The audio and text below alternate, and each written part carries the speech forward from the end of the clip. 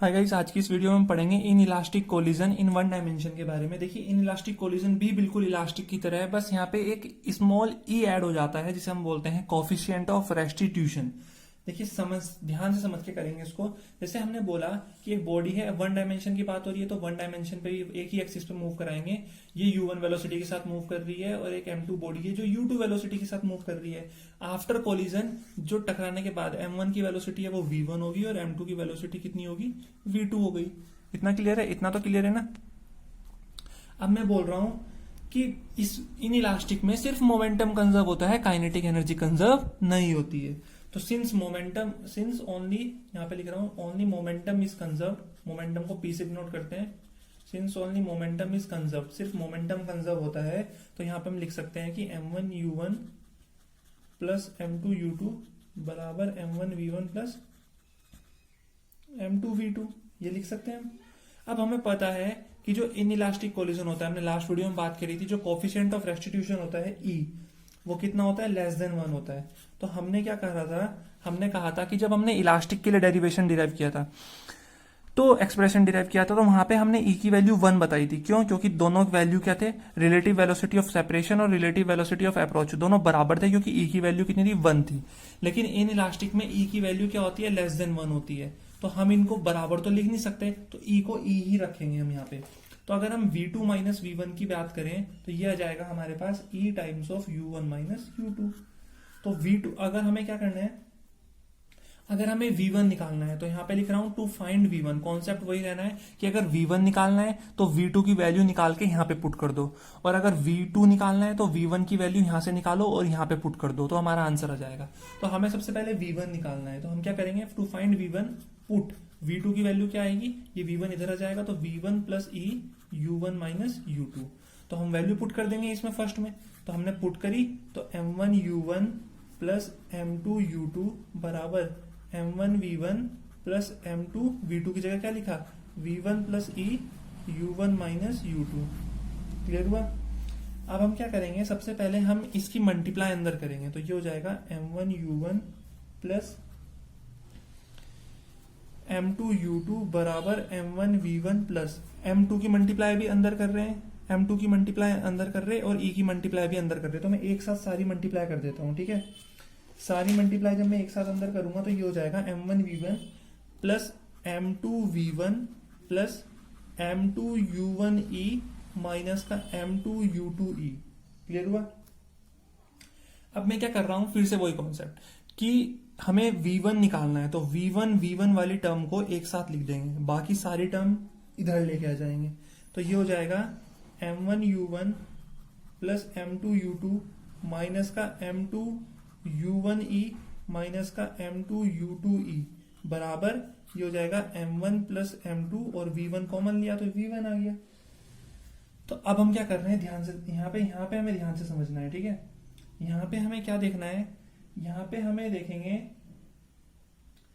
कि ये m1 वाली टर्म कौन सी है, u1 किसी, इसमें कॉमन क्या है, m1 u1 और ये है हमारे पास ये u1, तो इसको हम एक साथ लिखेंगे।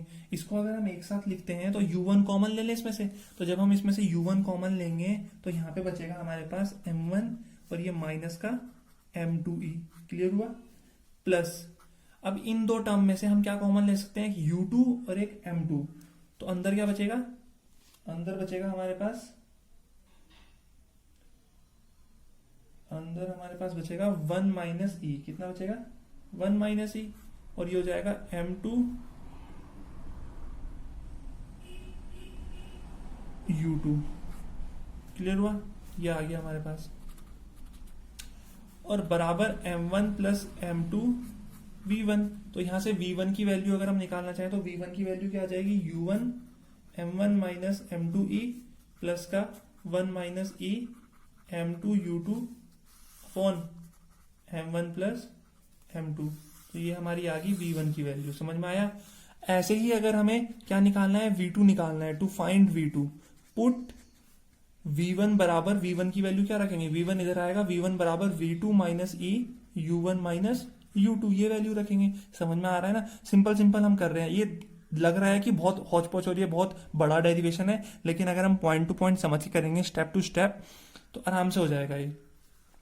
तो V2 निकालना है तो V1 की वैल्यू रखेंगे, तो M1U1 प्लस M2U2 बराबर M1। V1 की वैल्यू रख देंगे तो ये हो जाएगा V2 minus E U1 minus U2, ठीक है, प्लस का M2V2। तो यहां से अगर हम सॉल्व करें इसको तो ये हो जाएगा M1U1 प्लस का M2U2 बराबर का, इसे हम पूरा मल्टीप्लाई कर देते हो तो M1V2 माइनस का M1U1E, और ये हो जाएगा प्लस का M1U2E प्लस का M2V2। तो यहाँ पे हम क्या करेंगे, यहाँ से V2 वाली टर्म को एक साथ ले लेंगे, और V2 वाली टर्म को जब हम एक साथ लेंगे तो फाइनली हमारा आंसर आ जाएगा। मैं डायरेक्ट लिख देता हूँ क्योंकि बहुत लंबा हो जाएगा ये। 1 प्लस E प्लस का U2 होता है और M2 minus E M1 upon M1 plus M2। इसको हम सॉल्व करेंगे, बिल्कुल ऐसे ही सॉल्व करना है कि V2 निकालना है तो V2 वाली टर्म को, जैसे हमने यहाँ पे V1 वाली टर्म को एक तरफ लिखा था, ऐसे ही V2 वाली टर्म को यहीं पे रहने देते हैं और इन दो टर्म को क्या करते हैं, इधर लेके जाते हैं, और इनमें से जो कॉमन आ रहा है कॉमन लेंगे, M1 प्लस M2 को अपॉन में लेके जाएंगे, तो V2 की वैल्यू यहाँ से निकल जाएगी। क्लियर हुआ। और यहाँ पे हम अलग अलग केसेस भी दिखा सकते हैं, जैसे हमने लास्ट वीडियो में दिखाए थे कि जब दोनों बॉडीज का मास सेम होगा तो क्या होगा, तो उस केस में क्या रखना है, M1 को M2 के बराबर रख देना है, तो फिर सॉल्व कर लेना है V1 वेलोसिटी कितनी आएगी और V2 वेलोसिटी कितनी आएगी। सेकंड हम बात कर सकते हैं कि जब टारगेट बॉडी जो M2 है वो रेस्ट पे रही होगी, मतलब U2 की वैल्यू कितनी रही होगी, 0, तो हम U2 की वैल्यू 0 पुट करेंगे, आंसर निकाल लेंगे, ठीक है। तो हम इस तरह से क्या कर सकते हैं, अलग अलग केसेस डिस्कस कर सकते हैं in elastic collision in one dimension के ऊपर। तो यहाँ पे हमने बात करी मेन डेरिवेशन के ऊपर कि डिराइव कैसे करते हैं in elastic collision in one dimension के बारे में।